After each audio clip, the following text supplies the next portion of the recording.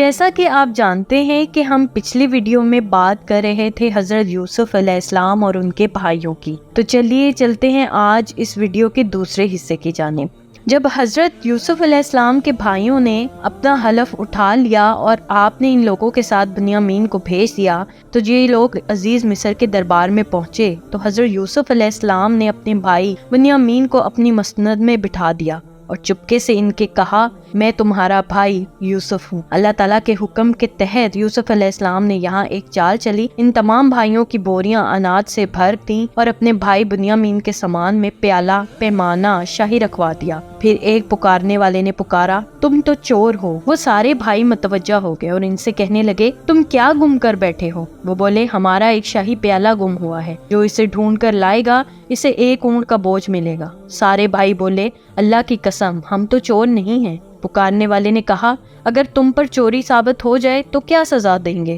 وہ بھائی بولے، جس کے پاس سے وہ پیالہ، پیمانہ، شاہی نکلے وہ بندہ ہی اس کی سزا ہے، اس لیے اس کی شریعت میں چور کی یہی سزا تھی۔ پھر انہوں نے سامان کی تلاش شروع کی، پہلے دوسرے بھائیوں کا سامان دیکھا اور آخر میں بنیامین کے سامان کی تلاشی لی گئی۔ بنیامین کے سامان سے وہ پیمانہ، شاہی نکال لیا گیا۔ بھائی بولے، اس نے چوری کی ہے تو اس کا بھائی بھی اس سے پہلے چوری کر چکا ہے۔ پھر کہنے لگا، اے عزیز، بے شک ہمارا بوڑھا باپ اور لمبی عمر والا ہے، اس کی جگہ ہمیں پکڑ لو، ہم دیکھتے ہیں آپ کو احسان کرنے والوں میں سے۔ یوسف علیہ السلام نے فرمایا، ہم اللہ کی پناہ پکڑے سوائے اس کے کہ ہم نے پایا اپنا سامان جس کے پاس، بے شک میں اس وقت ظالموں میں سے ہوں۔ اب برادران یوسف سخت پریشان ہوئے، اپنے والد کے روبرو یہ عہد کر کے آئے تھے کہ ہم اپنی جان پر کھیل کر اس کی حفاظت کریں گے، اور یہاں بنیامین ان کے ہاتھوں سے چھین دیے گئے۔ اب گھر جائیں گے تو کیسے اور ٹھہریں گے تو کیسے؟ یہ معاملہ دیکھ کر سب سے بڑا بھائی یہودا کہنے لگا، میرے بھائیوں، سوچو تم نے اپنے والد کو کیا عہد دیا ہے، اس سے پہلے بھی تم نے اپنے بھائی یوسف کے ساتھ کتنی بڑی کوتاہی کر چکے ہو، لہٰذا میں تو اس وقت یہاں سے نہ جاؤں گا جب تک والد صاحب خود آنے کا فرمائیں یا اللہ تعالیٰ اس معاملے کو حل فرما دیں۔ چنانچہ یہودا کے سوا دوسرے سب بھائی لوٹ کر گھر آئے اور اپنے والد حضرت یعقوب علیہ السلام سے سارا ماجرا بیان کیا۔ حضرت یعقوب علیہ السلام نے فرمایا، یوسف کی طرح بنیامین کے معاملے میں بھی تم لوگوں نے ہیلا بازی کی ہے، خیر میں صبر کرتا ہوں اور صبر بہت اچھی چیز ہے۔ پھر آپ نے منہ پھیر دیا اور رونا شروع کر دیا اور کہا، ہائے افسوس میرا یوسف، اور یوسف علیہ السلام کو یاد کر کے اتنا روئے کہ شدت غم سے نڈھال ہو گئے اور روتے روتے آنکھیں سفید ہو گئیں۔ آپ کی زبان سے یوسف علیہ السلام کا نام سن کر حضرت یعقوب علیہ السلام سے ان کے بیٹوں پوتوں نے کہا، ابا جان، آپ ہمیشہ یوسف علیہ السلام کو ہی یاد کرتے رہے ہیں، یہاں تک کہ لب گور ہو جائیں یا جان سے گزر جائیں۔ اپنے بیٹوں پوتوں کی بات سن کر آپ نے فرمایا، میں اپنے غم اور پریشانی کی فریاد اللہ ہی سے کرتا ہوں، اور میں جو کچھ جانتا ہوں وہ تم لوگوں کو معلوم نہیں۔ پھر فرمایا، میرے بیٹوں تم لوگ جاؤ، یوسف اور اس کے بھائی بنیامین کو تلاش کرو، اللہ کی رحمت سے مایوس مت ہونا، اللہ کی رحمت سے مایوس ہو جانا کافروں کا کام ہے۔ چنانچہ برادران یوسف پھر مصر کو روانہ ہوئے اور جا کر عزیز مصر سے کہا، اے عزیز مصر، ہمارے گھر والوں کو بہت بڑی مصیبت پہنچ چکی ہے۔ اپنے بھائیوں کی زبان سے گھر کی داستان سن کر حضرت یوسف علیہ السلام پر رکت طاری ہو گئی، اور آپ نے بھائیوں سے پوچھا، تم لوگوں کو یاد ہے تم لوگوں نے یوسف اور اس کے بھائی بنیامین کے ساتھ کیا سلوک کیا تھا؟ یہ سن کر بھائیوں نے حیران ہو کر پوچھا، سچ سچ آپ یوسف علیہ السلام ہیں؟ آپ نے فرمایا، ہاں میں ہی یوسف ہوں اور بنیامین میرا بھائی ہے، اللہ تعالیٰ نے ہم پر بڑا فضل اور احسان کیا ہے۔ یہ سن کر بھائیوں نے نہایت شرمندگی اور لجاجت کے ساتھ کہنا شروع کیا، بے شک ہم لوگ واقعی بڑے خطا کار ہیں اور اللہ تعالیٰ نے آپ کو ہم پر بڑی فضیلت بخشی ہے۔ بھائیوں کی شرمندگی اور لجاجت سے متاثر ہو کر آپ کا دل بھر آیا اور آپ نے فرمایا، آج میں تم لوگوں کو ملامت نہیں کروں گا، جاؤ میں نے سب کچھ معاف کر دیا، اللہ تعالیٰ تم کو معاف فرمائے۔ اب تم لوگ یہ میرا کرتا لے جاؤ اور ابا جان کے چہرے پر ڈال دو تو ان کی آنکھوں میں روشنی آ جائے گی، اور پھر تم سب گھر والوں کو ساتھ لے کر مصر آنا۔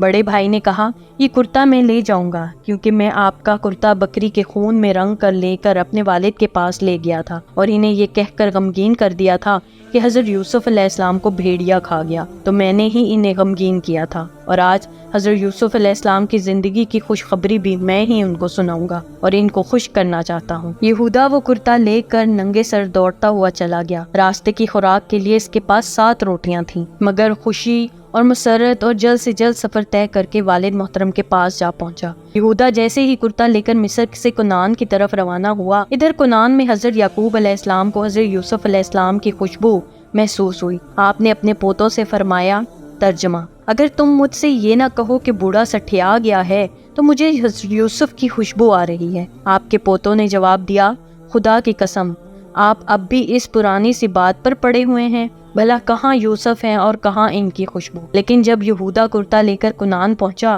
جیسے ہی کرتے کو حضرت یعقوب علیہ السلام کے چہرے پر ڈالا تو فوراً ہی ان کی آنکھوں کی روشنی واپس آ گئی۔ چنانچہ اللہ تعالیٰ نے قرآن کریم میں ارشاد فرمایا ہے، ترجمہ: پھر جب خوشخبری دینے والا پہنچ گیا تو اس نے یوسف کی قمیص ان کے منہ پر ڈال دی اور فوراً ان کی بینائی واپس آ گئی۔ انہوں نے اپنے بیٹوں سے کہا، کیا میں تم سے نہیں کہتا تھا کہ اللہ کے بارے میں جتنا میں جانتا ہوں تم نہیں جانتے؟ پھر حضرت یعقوب علیہ السلام نے تہجد کے وقت بعد اپنے سب بیٹوں کے لیے دعائیں مغفرت فرمائی اور یہ دعا قبول ہو گئی۔ چنانچہ آپ پر وحی اتری کہ آپ نے صاحبزادوں کی خطائیں بخش دی گئی ہیں۔ پھر مصر کو روانگی کا سامان ہوا۔ حضرت یوسف علیہ السلام اپنے والد اور سب گھر نے اہل و عیال لانے کے لیے بھائیوں کے ساتھ 2 سواریاں بھیج دی۔ حضرت یعقوب علیہ السلام نے اپنے گھر والوں کو جمع کیا تو کل 72 یا 73 آدمی تھے، جن کو ساتھ لے کر مصر روانہ ہو گئے۔ مگر اللہ تعالیٰ نے آپ کی نسل میں اتنی برکت عطا فرمائی کہ جب حضرت موسیٰ علیہ السلام کے وقت میں بنی اسرائیل مصر سے نکلے تو 6 لاکھ سے زیادہ تھے۔ حالانکہ حضرت موسیٰ علیہ السلام کا زمانہ حضرت یعقوب علیہ السلام کے مصر جانے سے صرف 400 سال بعد کا زمانہ ہے۔ جب حضرت یعقوب علیہ السلام نے اپنے اہل و عیال کے ساتھ مصر کے قریب پہنچے تو حضرت یوسف علیہ السلام نے 4000 لشکر اور بہت سے مصری سواریوں کو ساتھ لے کر آپ کا استقبال کیا اور جھنڈے اور قیمتی پرچم لہراتے ہوئے قطاریں باندھے مصری باشندے جلوس کے ساتھ روانہ ہوئے۔ حضرت یعقوب علیہ السلام نے اپنے فرزند یہودا کو کہا، یہ فرعون مصر کا لشکر ہے۔ تو یہودا نے عرض کیا، جی نہیں، یہ آپ کے فرزند حضرت یوسف علیہ السلام ہیں جو اپنے لشکروں اور سواریوں کے ساتھ استقبال کے لیے آئے ہوئے ہیں۔ آپ کو معتجب دیکھ کر حضرت جبرائیل علیہ السلام نے فرمایا، اے اللہ کے نبی، سر اٹھا کر فضائے آسمانی میں نظر فرمائیے کہ آپ کے سرور شادمانی میں شرکت کے لیے ملائکہ کا جم غفیر حاضر ہے، جو مدتوں آپ کے غم میں روتے رہیں۔ ملائکہ کی تسبیح اور گھوڑوں کی ہنہناہٹ، ارتبل اور بوک کی آوازوں نے عجیب سا سما پیدا کر دیا تھا۔ جب باپ بیٹے دونوں قریب ہو گئے اور حضرت یوسف علیہ السلام نے سلام کا ارادہ کیا تو حضرت جبرائیل علیہ السلام نے کہا کہ آپ ذرا توقف کیجئے۔ چنانچہ حضرت یعقوب علیہ السلام نے ان لفظوں میں سے ان کو سلام کیا، کہا، السلام علیکم یا مذہب الحزان، اے تمام غموں کو دور کرنے والے، آپ پر سلام ہو۔ پھر باپ بیٹے بڑی گرم جوشی سے ملے اور فرت مسرت میں دونوں خوب روئے۔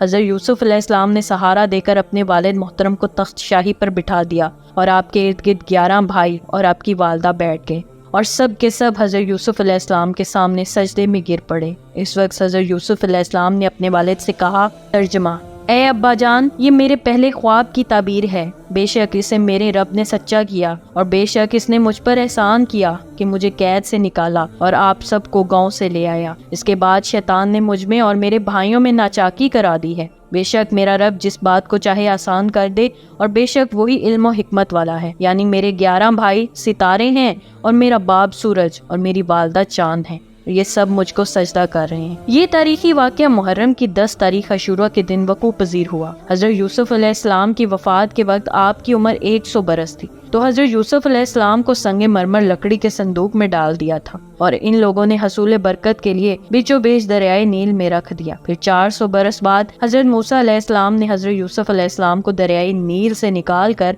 حضرت یعقوب علیہ السلام کے پہلو مبارک ملک شام میں دفن کر دیا گیا۔ حضرت یعقوب علیہ السلام، حضرت اسحاق علیہ السلام اور حضرت یوسف علیہ السلام کی قبر مبارک ملک شام میں ہے۔ اس طرح کی مزید دلچسپ ویڈیوز دیکھنے کے لیے دیکھتے رہیے میرے چینل کو لائک، سبسکرائب اور شیئر ضرور کیجیے اور ساتھ ہی ساتھ بیل آئیکن کو بھی دبا دیجیے۔ شکریہ، اللہ حافظ۔